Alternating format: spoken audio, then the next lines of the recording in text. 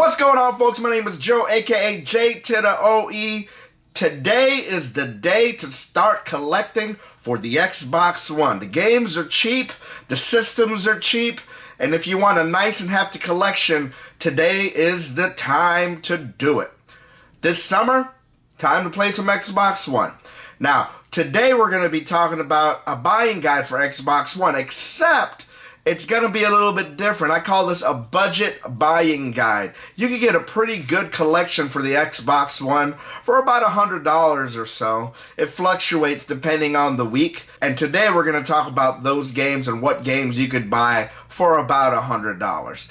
I did this video about a year or so for the PS4. So if you're interested in a PS4 budget buying guide, click on one of these cards. I keep forgetting which side it is. Before we get started, don't forget to like and subscribe. I am so close to 500 subscribers. Please help me get there before the end of the summer. And yeah, let's try it. You know, I'm very grateful for those people who have subscribed. Thank you for subscribing and checking this channel out. I had no idea, I still don't, where this will go, but I've really enjoyed just talking to you guys and chatting about video games and stuff. So please like and subscribe. Help me to get to that 500 subscribers before the summer ends. So a few rules. A few rules is I have to have owned these games. I have to have played these games. And we're going to base off pricecharting.com prices. That's what I mean. It fluctuates from time to time, because when I was getting ready to do this video about a week ago, the prices were a little bit different than it is now. So the prices are based on when I'm doing this video, which is today, July 8th. All right. And yeah, again, I have to own these. I've had to play these. So there are some games that are probably out of this list that I just haven't played. So before we go into the games, we have to talk about the system. There are many systems in this generation. There's the original Xbox One. That's 500 gigs of internal memory. There's the Xbox One S. You could get that with the disc or without the disc. And then there's the Xbox One X, which is the 4K model. And all of them have different price points. But actually this weekend, that original Xbox One, I found one on Facebook for like $50. And so you could probably get the Xbox One or the Xbox One S for under $100 if you go to a store, if you go on Facebook Marketplace or anything like that. But the systems right now are super cheap. Now another thing about the Xbox One that's really great for budget gamers is the Xbox Game Pass Ultimate. Because you could pay a set fee, I think it's $15.99 now a month, and you can get access to Xbox Live, and you get access to a bunch of different games all over, like over 100, maybe way more games for the Xbox One. All the Xbox One exclusives are there.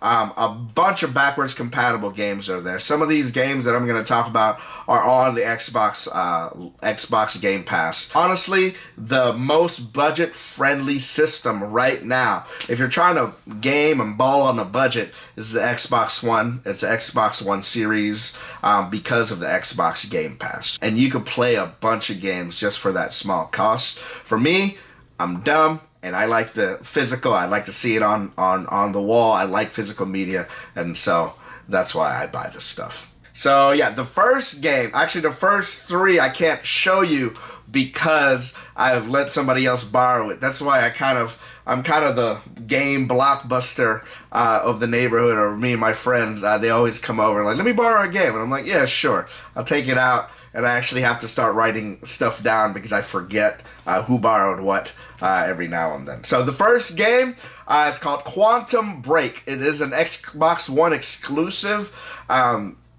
It is a third-person action game. And what's cool about this game, and it plays like a movie. So if you're really into like summer blockbuster type movies, where it's super actiony, it's third person, that's what Quantum Break is. It has one of the Ashmore twins. I can never tell, Sean or the other guy. Sorry, other guy. But what's cool about this game is that you mess with time. You have time manipulating powers. And it's really, really fun. I I had a blast with it. It didn't really get much good reviews, but honestly, I had a really, really great time with it. And so Quantum Break is clocking in at, let me check, at $9.99. So we started at $9.99. And of course, again, this list doesn't make due for taxes or anything like that. And so, but you could find this game at around $9.99. All right. The next game is another Xbox One exclusive. It is Sunset Overdrive. It is the only game. Is that true? It's from the makers of Spider-Man, Insomniacs Studios. So the premise of this game is that there's this like Red Bull or a type of energy drink that just came out. Everybody drinks it, and then everybody turns into zombies or monsters, and then you are gonna have to fight them with your friends too, if you want. What's cool is kind of this really colorful. It reminds me of the art from like Hi-Fi Rush. You get to grind on wires like you're skateboarding down. It's really fast-paced. It's really fun. It's really out there, but it's a really fun shooter by yourself or with your friends online as well. And so Sunset Overdrive clocks in at about $6.76. We're going to start and continue to adding the numbers right up here. That way you can see how much it costs total. The next game I'm going to talk about is our most expensive game. It comes in at $17.99. It's the Halo Master Chief Collection. Now, this was the last game that I ever did a midnight release for, which was a big mistake. Me and my friends lined up, and we went, and we stood in line, and when we put the disc in, we had to, wait for it to install. It was a very long install for me because I really had bad internet, and so it took about 45 minutes to an hour just to install, and then it wasn't working. We wanted to go through the entire Halo 1 campaign that whole night, but it really just wasn't working. But they patched everything up now. So Halo Master Chief Collection is Halo 1, Halo 2, Halo 3, Halo ODST, and I believe Halo 4 is in there as well. But you could go through the entire Halo saga right there and then before it got bad. Yeah, I said it. Halo 5 and all Halo Infinite, it's okay. But Halo Master Chief Collection is really great. And you could go through the masterpiece that is Halo 2 and Halo 3. And it's a really fun if you haven't been in the know, Halo is a really fun shooting game. It revolutionized console shooting gaming. And Halo 1 kind of shows its age, but Halo 2 and Halo 3 is still really, really good for a shooter's perspective. And again, that clocks in at $17.99, and that will be our highest game of the video, Next, now we start having these games. The next game is Batman Arkham Knight. Now, this got a lot of flack. Because they tease this like mysterious villain of who the Arkham Knight really is, and someone you haven't seen before. That was a lie. It's someone you've seen before. If you're into any Batman lore, you know who this is. I'm not gonna spoil it for you, but you know who this is. But this is a really good Batman game. You can play the Batmobile. You can play in the Batmobile here, and the Batmobile mechanics do kind of get old at the time. But, this holds up. This holds up as a really, really good Batman game. And it clocks in at $6.99. So Batman Arkham Knight, check it out. The next game, if you are a Lord of the Rings fan, is Middle-earth Shadow of Mordor. This is essentially Assassin's Creed in Middle-earth. You play kind of as a warrior, and you're going around and killing a bunch of orcs. It's been a minute since I played this game, but what I really like about this game is that if you die at an orc and then you get resurrected, it's in the part of the gameplay. You get resurrected and you see the orc again. They like, hey, didn't I kill you before? They all have this line of like remembering you and remembering who you were, and you could get an army of orcs together. And this was fun. I really enjoyed this game at the time, and this game clocks in at $5. So a crisp $5 bill can get you Middle-earth Shadow of Mordor. And again, it has all these prizes, 45 E3 awards, like it says up here in the cover. And Middle-earth Shadow of Mordor, $5. It's a third-person action game. And we're going to keep going with third-person action and go into the Gears of War Ultimate Edition. This is the first Gears of War remastered for the Xbox One. And yeah, this revolutionized third-person cover shooters, and this is fun. This is a really, really fun game. What's cool about this is that you could play up to 2 players split screen on this thing, and it's really fun. You can play it online, you can play it at home in a couch co-op, and yeah, you're in there shooting aliens. And Gears of War E-Day is coming out later this year or early next year in 2025. But yeah, if you want to start getting ready for that, this is the game to do it. And this gets you, it's a little bit pricey-ish at $11.39. Gears of War, really fun game. Check it out. The next game, we're kind of staying up in the pseudo-pricey section, is Red Dead Redemption 2. Red Dead Redemption 2 is a Western simulator. Like, for what this did for the Xbox One and the graphics that it did, it was amazing that this happened on the Xbox One. It looks better on the Xbox One X. It looks amazing on the Series X. But Xbox One, this handled it really, really well. You are in the Old West. You play, it's a prequel to Red Dead Redemption 1. I gotta tell you, the ending here really made me cry. The ending here was amazing, and this was a really great game. You could spend hundreds of hours here, either hunting or fishing or just living in the Wild West. And no Will Smith though. So that could be a good or a bad thing. But anyways, what's cool is that the NPCs kind of have their own lives. You could walk.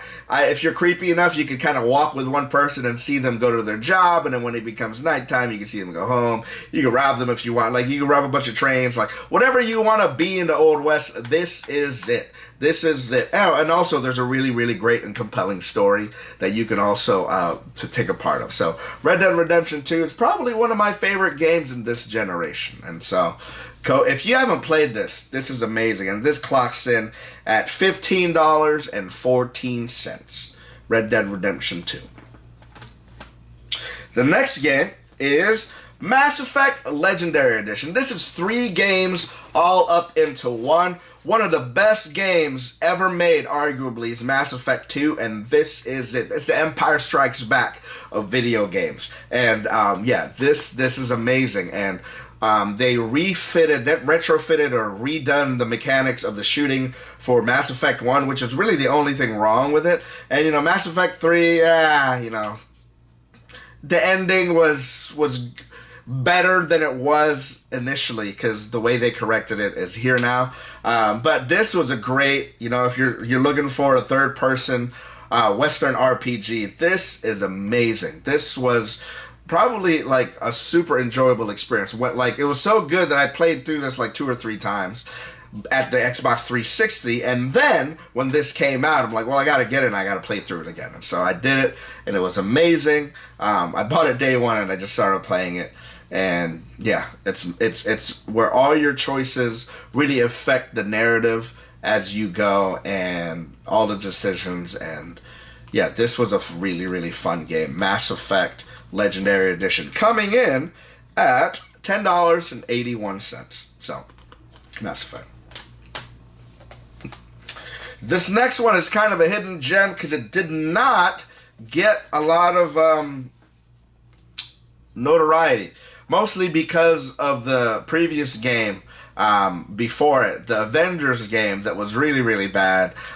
Then this came out in the middle of that hoopla, which is Marvel's Guardians of the Galaxy. This is an amazing third-person kind of shooting game. Really great story, kind of tug at your heartstrings. If you're really into the Guardians of the Galaxy, this'll be really great. And yeah, this was just fun. This was a fun, like, you know, get your popcorn out, and this felt like a Marvel movie, just really playing. This really made me question why the heck Avengers was so bad. But really, yeah, this is out for the Series X and the Xbox One. Obviously, it runs better on the Series X, but this runs on your Xbox One's fine. And this clocks in at $11.99. Now, we are almost at $100. And we're at 9 games in. 9 games in, almost at $100. This kind of puts us a little bit over, but I really had to say it.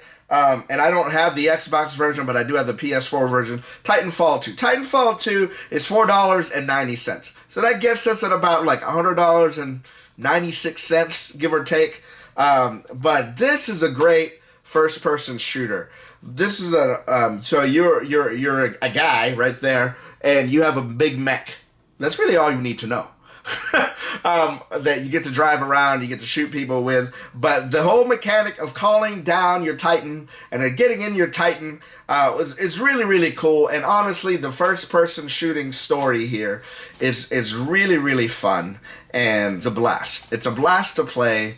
I still play this it's not that long, so I still play this if I want a really nice, quick first-person shooter story.